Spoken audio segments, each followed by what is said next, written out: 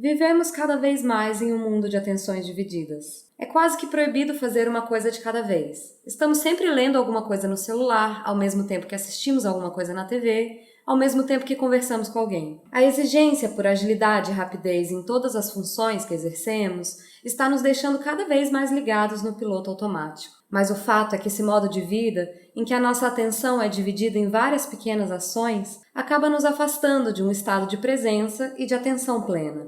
Estado de presença pode ser relacionado à expressão aqui e agora, um estado no qual a pessoa se sente em conexão plena com o momento presente. É sentir-se inteiro no que está fazendo. Porém, esse estado não é tão simples de ser atingido e menos simples ainda de ser mantido. É preciso libertar a própria identidade dos condicionamentos da personalidade. Saber que somos mais do que os papéis que exercemos no dia a dia, para conseguir fundar nossa identidade em uma nova perspectiva. E isso representa um desafio constante. Quando se amplia a consciência sobre o momento presente, tirando o foco de preocupações futuras ou de problemas passados, a mente fica mais quieta e, com isso, é possível canalizar energias com mais qualidade. Se não estamos presentes e conscientes, a mente fica distraída, além de aumentar o nosso diálogo interno, aquele que fazemos com nós mesmos e que muitas vezes nos deixa ainda mais preocupados, ansiosos e distraídos.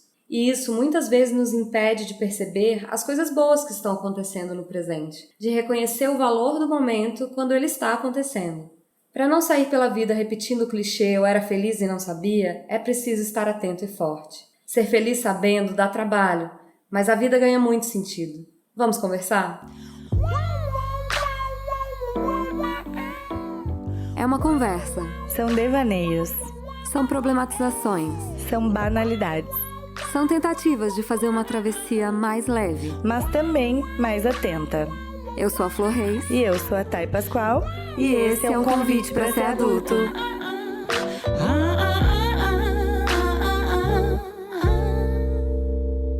Oi, gente! Como vocês estão? Hoje nós estamos bem. Nós estamos juntas, como nós mostramos no Instagram, né? Se você ainda não segue, segue lá, @convite para ser adulto. Nós decidimos passar um tempo juntas, quarentenadas, 10 dias. E tá sendo muito diferente poder gravar de frente, olhando no olho. Sim. Acho que a gente até se atrapalhou. Essa não é a primeira tentativa de fazer essa gravação. Esse programa, assim, a gente tá aqui se batendo pra conseguir colocar ele no ar, mas a gente vai conseguir. Porque esse é um tema muito, muito importante pra gente nesse momento, que a gente já sabia que ia fazer uma gravação de um programa pra falar sobre presença, ele não ia ser gravado presencialmente, as coisas não aconteceram do jeito que a gente esperava, se atrasou. E quando a gente descobriu que a gente ia gravar uma na frente da outra, uma finalmente olhando pro olho da outra sem delay, a gente até mudou a linha um pouco, né, de construção desse episódio. Sim, porque em circunstâncias normais, assim, fora, né, da pandemia, a gente se vê com bastante frequência, né? A gente se frequenta. E a gente tava sentindo muita falta da presença física. A falta de presença física tava gerando ali um buraco. Eu acho que cada um sabe, né, como tá conseguindo fazer esse equilíbrio. Mas a gente poder ficar aqui frente a frente, passar um tempo juntas, faz com que a gente cria aí subsídios para nossa saúde mental, aguentar os próximos meses que vêm pela frente. E a gente sabe que a gente vai ter que encontrar novas formas de se fazer presente nesse momento, né? Novas formas de ser feliz sabendo, de viver os momentos com intensidade, sabe aquele momento que você tá vivendo e na hora você pensa, nossa, eu tô muito feliz. A gente quer poder exercitar isso de novas formas para que isso continue acontecendo, né? Sim, exatamente. Ainda que não seja com presença física. Bom, eu cresci ouvindo a minha mãe falar para mim e para minha irmã sobre fazer as coisas com presença. Quando a gente não lembrava onde tinha largado um negócio, ou não lembrava se tinha desligado alguma coisa, algum eletrodoméstico, sei lá, ela sempre falava, mas é porque você fez sem presença. Quando não sabia onde tinha botado a chave, enfim. Tinha sempre essa coisa do fazer as coisas com presença, estar presente. Então, quando a gente decidiu falar sobre esse tema, eu logo pensei em chamar minha mãe para ela falar um pouco pra gente sobre o que é isso, afinal, o que é estado de presença. Pois então, a Flor me pediu para falar sobre presença. Chamaríamos então de estado de presença. é como se você fizesse uma chamada ao seu ser. Igual a gente responde a chamada na escola, a presença vem no momento que você chama por si mesmo.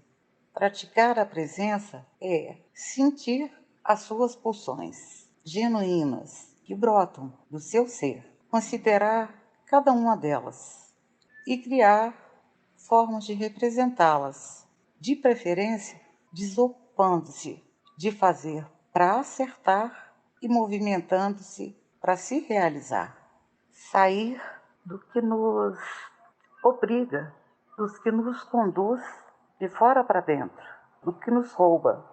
O estado de presença é fundamental para que você pratique um dos princípios mais verdadeiros. Está tudo ao alcance dos olhos, diante do nariz e na ponta da língua. Ao alcance dos olhos, o que você procura, o que você busca, o que te falta. Diante do nariz, o seu envolvimento imediato. Com quem você está trocando, com que você está trocando, se envolvendo, se relacionando, recebendo a sua atenção. E na ponta da língua, a fala pronta. Isso tudo já está bonitinho, aguardando pelo nosso estado de presença. No nosso estado de presença, fluem as nossas habilidades, as nossas competências, os nossos sentires, emoções verdadeiras, próprias de nós mesmos e do momento que vivemos. Quando, na realidade, a gente se deixa ser conduzido. O processo da saúde é sempre de dentro para fora. O corpo como expressão sublime do ser. Ai, tia Meire é ótima. Inclusive, saudades, viu, Meire? O que mais me pega pessoalmente na fala dela é essa parte sobre a gente se desocupar de fazer as coisas para acertar e fazer para nos realizar. Eu acho que isso é o mais difícil, pelo menos para mim. Sempre foi muito difícil para mim me desapegar do resultado, assim, das minhas decisões e das minhas ações. E eu fui percebendo nos últimos anos que o meu processo de tomada de decisão, e isso na vida pessoal mesmo, decisões pequenas, tipo onde que eu vou almoçar amanhã.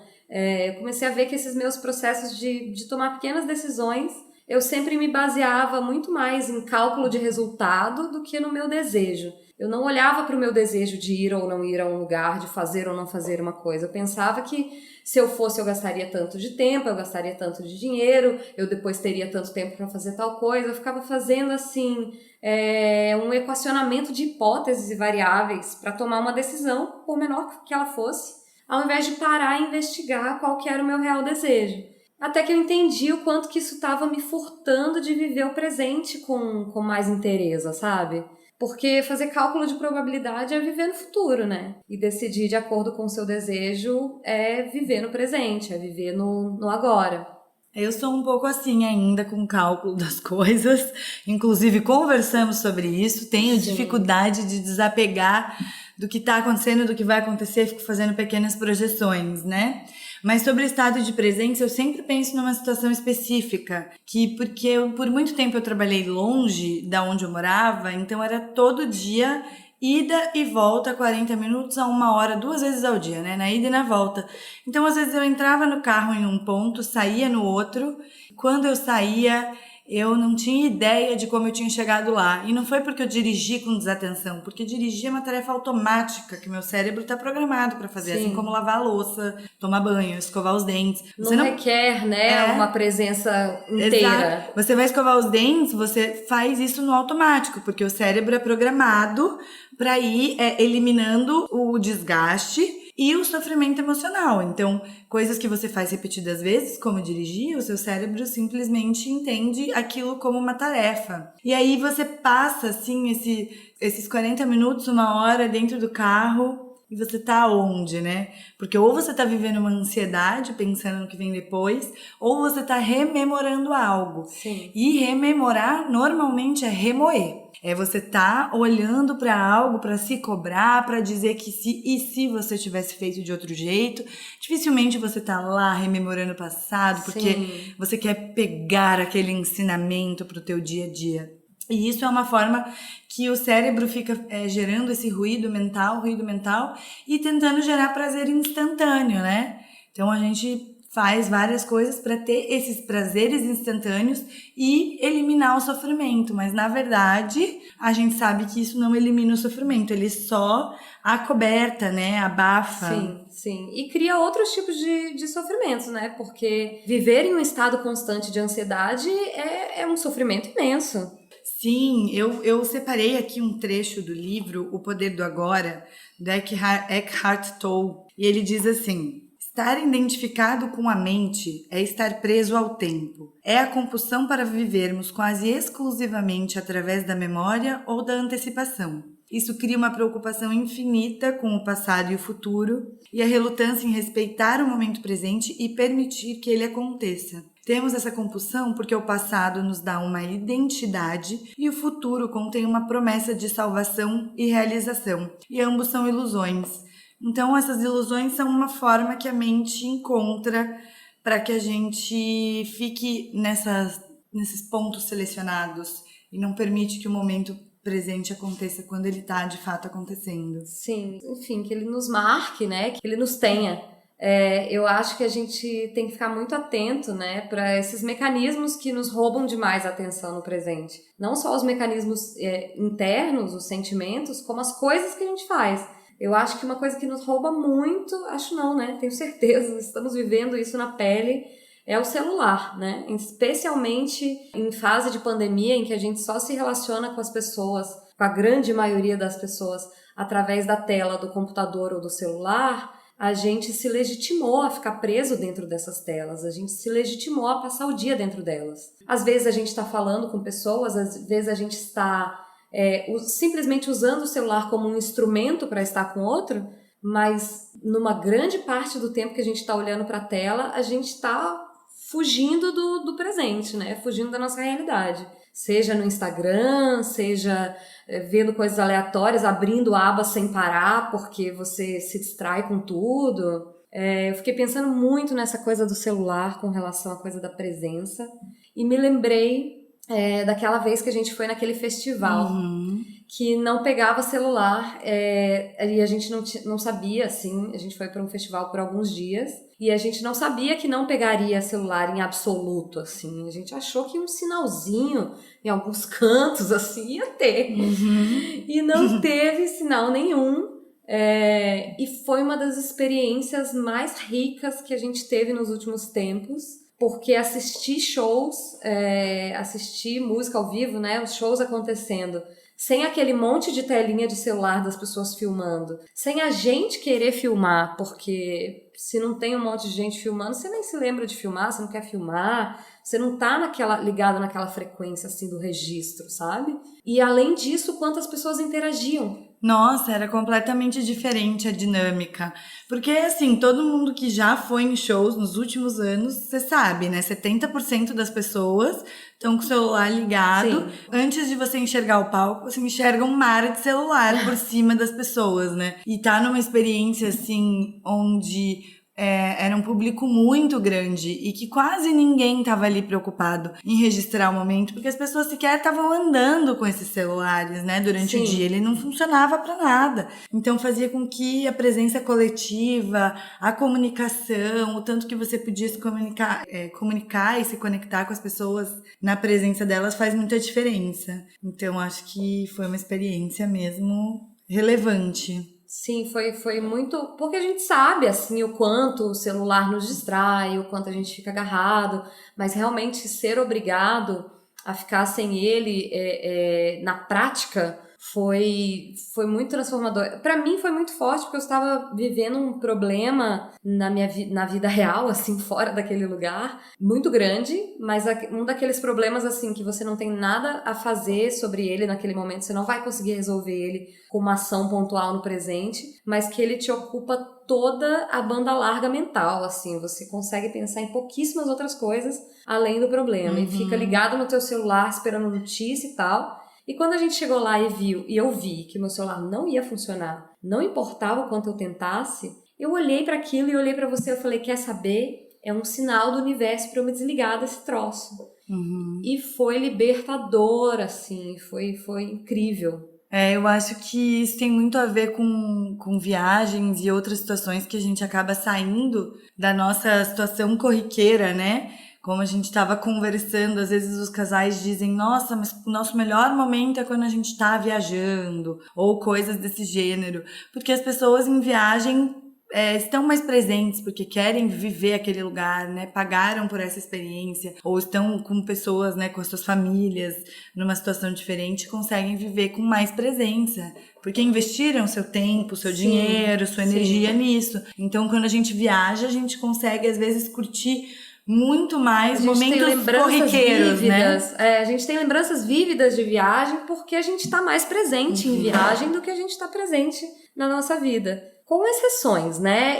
A gente estava falando dessa coisa de fotografia, de olhar para a tela do celular e etc. E eu me lembrei de um trecho de um livro do Byung-Chul Han, é aquele filósofo coreano de quem eu tô falando desde o primeiro episódio desse homem, gente. Maravilhoso. Em um dos livros dele, ele fala rapidamente sobre a Síndrome de Paris, que é um distúrbio, assim, mental que afeta especialmente turistas japoneses e que acontece em razão da imensa diferença que existe entre Paris, acontece em Paris, mas em outras cidades, né? Mas especialmente em Paris, entre a imagem mental que eles construíram de Paris, daquela cidade, da cidade das luzes, e aquela cidade romântica, e a torre, isso e aquilo, e quando eles chegam em Paris e eles dão de cara com a realidade, e ela não corresponde àquele sonho deles, eles não conseguem lidar com esse choque de realidade mesmo. E o mecanismo de defesa que eles adotam é, assim, inconsciente, obviamente, eles adotam um mecanismo de começar a tirar fotos histericamente, loucamente. Se você nunca viu isso pessoalmente, você tem essa imagem mental, assim, de um grupo de japoneses tirando foto loucamente. Ao vivo é um troço assustador, assim, já me aconteceu uma vez. Na frente de um lugar que era altamente decepcionante. Então, assim, faz sentido que eles não estivessem conseguindo lidar com aquela decepção. E aí eles ficam tirando foto loucamente e eles nem olham o cenário, eles estão olhando só a tela das câmeras e as telas dos celulares, assim. Eu tive dificuldade até de entender essa síndrome, porque eu não cheguei a ler esse livro e a Flor tava me falando e eu... Mas como assim? Como assim, né? Você desconta a tua frustração em fotos perfeitas para você poder editar e maquiar a memória do que você realmente viveu. E é exatamente isso, né? Os caminhos que o nosso cérebro faz são umas coisas, assim, bizarras. Sim, e quando a gente linkou esse assunto de viagem com esse tema de presença, nós lembramos de uma história da nossa amiga Antonella Sátiro, que é uma viajante, ela é supervisora de TI. Ela escreve sobre viagem e sobre comportamento humano numa conta dela no Instagram e também escreveu o livro Todas as Emoções deste Mundo, que é sobre a experiência que ela viveu no Caminho de Santiago. E a Antonella contou pra gente uma história dela, de como ela acabou fazendo uma tatuagem para nunca mais esquecer o significado verdadeiro de saborear uma experiência. Vamos ouvir a Antonella. A vida é uma questão complexa e viver no momento presente mais ainda. Bom, vou contar uma história para vocês. Ela começou quando eu resolvi fazer um tour gratuito na cidade de Irkutsk, na Sibéria. A gente terminou o tour e o guia, que era o Nikolai, perguntou quem gostaria de almoçar em um restaurante de comida típica russa. Eu e um suíço, o John, aceitamos. E quando a gente chega no restaurante, dá pra ver que tem um quê de girafas em Contra Habib's e poderia muito bem ser um restaurante brasileiro. Sentamos, pedimos o cardápio e a gente não entende nada, porque tá tudo em russo. Aí o Nikolai traduz para nós as opções e abre um sorriso no rosto lindo quando ele diz que tem poza, vocês deveriam experimentar. Bom, parecia ser algo bom, né? Eu pensei comigo. Aí ele começou a explicar é um pastel a vapor. Dentro dele colocamos carne bem temperada. E ele tem uma coisa que é muito especial. A temperatura que o pastel é cozido a vapor fusiona com o sabor da carne. E aí que gera o caldinho quente. E esse caldinho quente é bem temperado. E para vocês não se queimarem quando estão comendo, dá para fazer um furo na massa desse pastel com a boca ou com um talher. E aí ele suspirou e disse que era uma combinação perfeita. Bom, nós dois, eu e o John, ficamos com muita vontade de comer o tal do posa, assim como eu atrelei essa situação e essa descrição ao momento de vida que eu estava vivendo. Eu tinha recentemente terminado com meu ex e estava aprendendo a não me jogar de cabeça em tudo que eu fazia. Não logo de cara, pelo menos, né? E estava praticando estar presente e sentir cada etapa do processo. Então, para sentir o agora, resolvi experimentar aquele momento presente. Quando a comida chegou, a primeira coisa que eu experimentei, obviamente, foi o posa. Dei uma pequena rasgada na massa a vapor com o dente, só que o líquido escorreu por toda a minha boca, bochecha e queijo. Nicolai disse para chupar rápido o caldo para não perder tudo.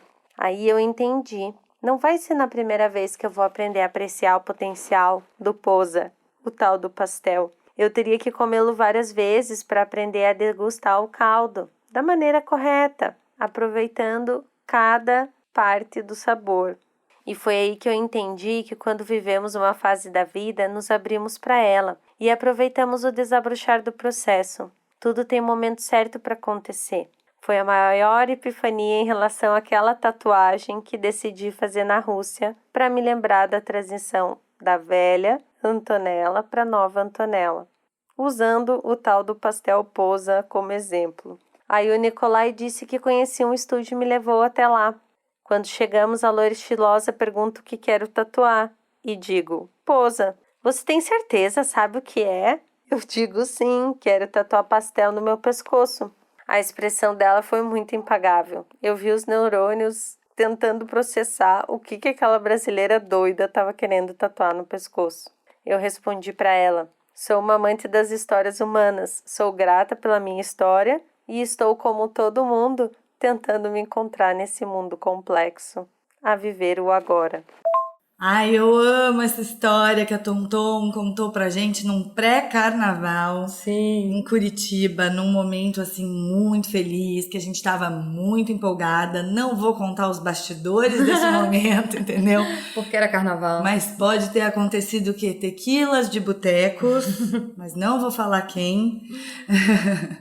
E que a Tonton contou isso pra gente, assim, muito feliz, porque a gente tava entendendo o que era o significado pra ela, que um pastel que mostrou, na verdade não tinha nada a ver com pastel, sim, né? Sim, e que a gente não achou ela louca porque ela tatuou pastel. Ela ficou muito emocionada, mas eu acho essa história muito legal. E eu acho muito legal como ela escolheu pegar uma coisa material e concreta para simbolizar, não era simplesmente o pastel, né? Era a experiência como um todo, a reflexão que ela teve. Eu acho muito legal que ela tenha pegado um elemento da realidade, sim, para simbolizar algo que é tão maior do que o concreto. Algo que ela estava sentindo, né, de verdade. Sim. Então, comer o pastel, sentir os sabores, entender como saborear e experienciar aquele momento quando ele tá acontecendo. Daí, pra mim, isso que é ser feliz sabendo. Muito lindo, Tonton. Pois é, nesse ano em especial, nesse ano pandêmico, tem sido muito difícil viver no presente, né? E ao mesmo tempo é só o presente que nos resta. É muito difícil viver dentro dele porque ele é cheio de restrições, de impedimentos, de dor, de indignação, de apertos, né? De muitos apertos físicos, financeiros, emocionais. E ao mesmo tempo não dá pra gente viver no futuro, não dá pra gente fazer muitos planos, não dá pra gente programar viagens. O futuro de forma geral é muito, muito nebuloso. E olhar para o passado, pelo menos para mim, também não tem sido muito agradável, porque é um lembrete muito marcante do quanto a gente não sabe quando a gente vai poder ter todas aquelas coisas de novo, aquelas coisas que a gente achava que não eram importantes, que a gente nunca deu real importância para elas, né? Tipo um show. Nossa, um cinema. O primeiro acorde, o primeiro acorde da primeira música de um show, é isso. Tem sido muito difícil viver no presente Eu acho que em todos os episódios eu tô falando disso de algum modo, de formas diferentes. Mas algo que tem me ajudado muito foi um hábito que eu adquiri do Davi, meu namorado, é uma coisa que ele já fazia e que eu comecei a fazer durante a pandemia, que é anotar 3 coisas boas no meu dia, todos os dias. Pelo menos 3. É algo que me ajuda, eu faço à noite antes de dormir, mas enfim, dá pra fazer a hora que quiser. E é algo que me ajuda a perceber de forma bem prática a felicidade nas coisas miúdas do dia, sabe? Especialmente num período em que tá difícil achar coisa boa, assim. Se você não anotar suas coisas boas, vai passar 3 meses e você vai achar que só aconteceu merda, Verdade. que só morreu mais gente, que a sua vida só ficou agarrada. Se você não anotar as coisas boas, pelo menos é assim que tem sido pra mim, se eu não anotar as coisas boas, Não prestar atenção não prestar nas coisas atenção boas. nas coisas boas, eu fico depois com a sensação de que não teve nada de bom, de que foi um ano perdido, ou enfim. E esse exercício de me deitar na cama à noite e pensar assim, não, peraí, vou achar 3 coisas boas no meu dia, me faz examinar o meu presente, sabe? Me faz examinar os meus sentimentos e a forma que cada acontecimento do meu dia me tocou, assim. Tem dias que é muito difícil.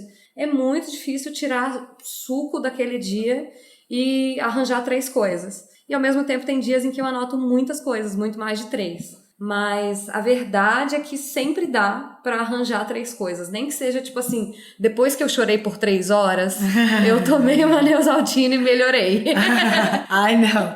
Não. Não, mas Calma. sempre tem uma coisa boa, de verdade. Para além das Neosaldinas.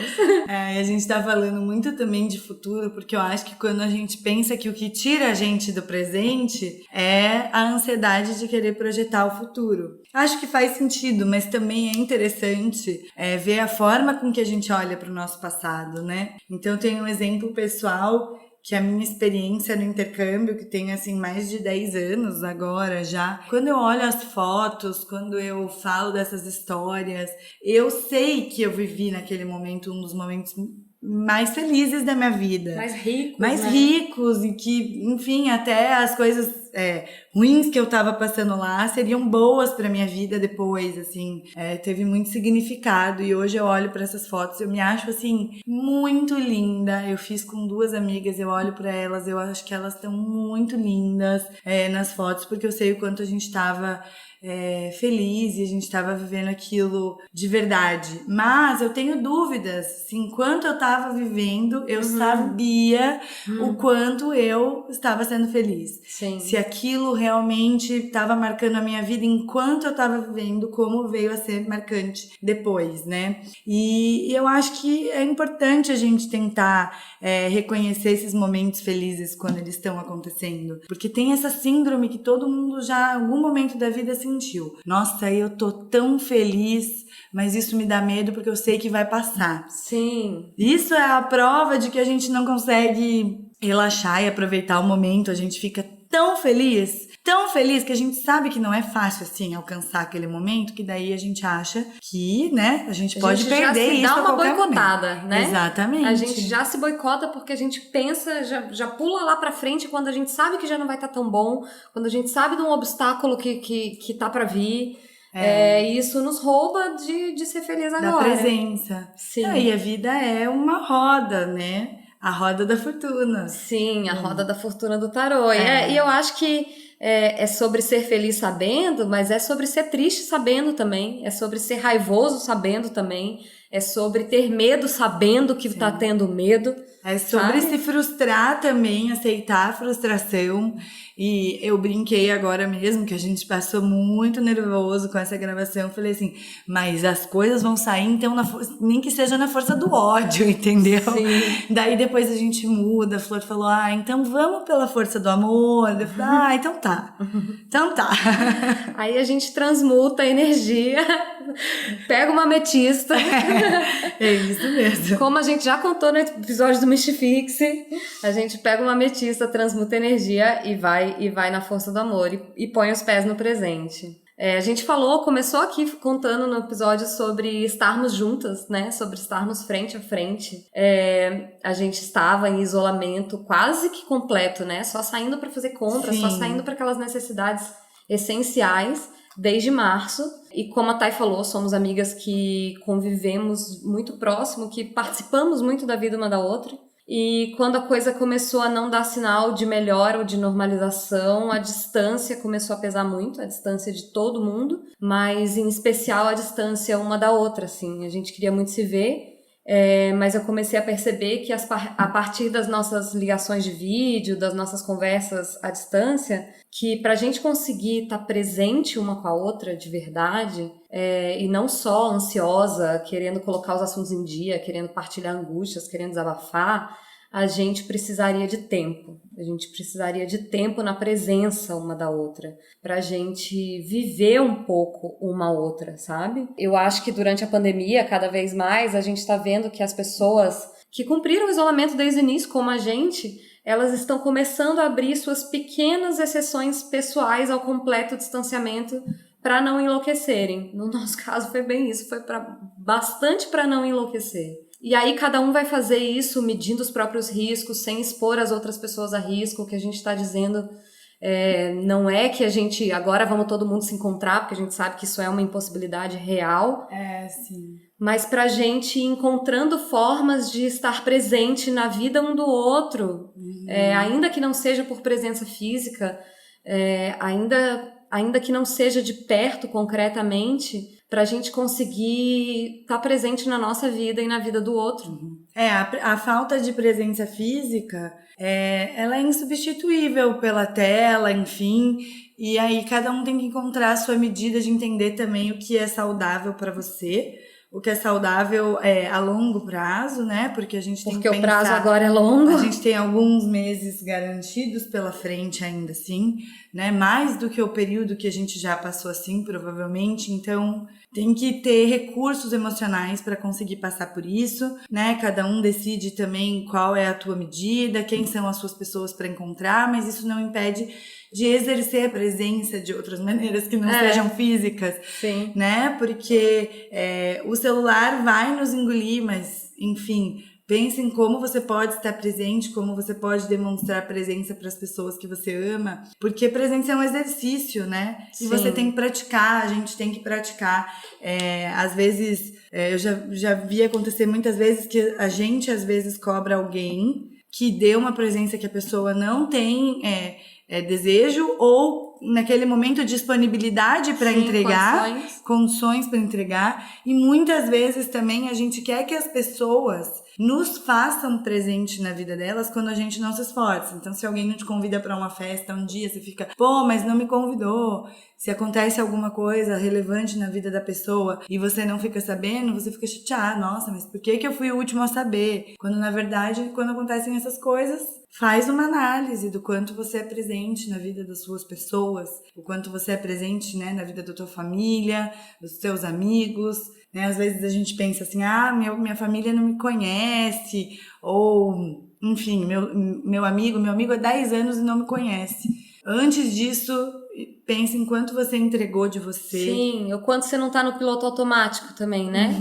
Eu acho que é isso, é sobre presença na própria vida e presença na vida do outro. Pra mim, me pegou muito no sentido da presença na própria vida, assim. Em especial em ano pandêmico, né? Porque muitas vezes a gente tá se matando pra responder todo mundo em todos os grupos, pra continuar participando, pra continuar presente na vida das pessoas de algum modo, e a gente tenta fazer a nossa vida caber na tela do celular porque tá todo mundo ali. Tá todo mundo ali na tela do celular e a gente não quer perder de estar com as pessoas, já que a gente não pode estar com as pessoas fisicamente, né? Mas quando a gente tá o tempo todo na tela do celular, a gente...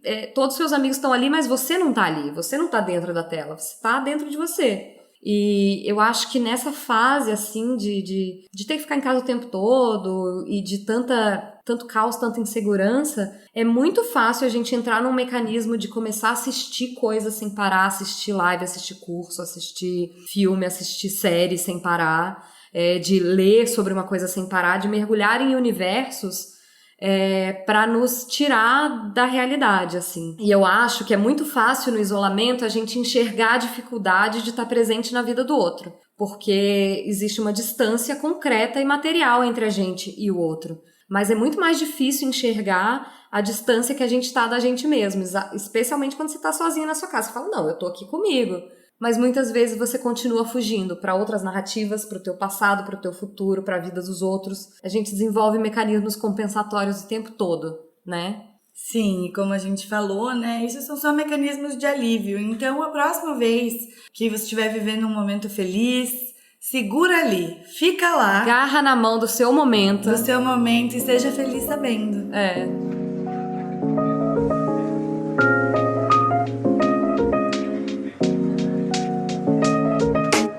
Então vamos lá para as nossas indicações. O livro que eu falei do Byung-Chul Han, que fala da Síndrome de Paris, brevemente, mas que fala outras coisas muitíssimo interessantes sobre a era digital e a nossa relação com esse digital. É o No Enxame, Perspectivas do Digital. É um livro desse filósofo coreano e para contrabalancear um livro de filosofia, a gente tem um filme de comédia.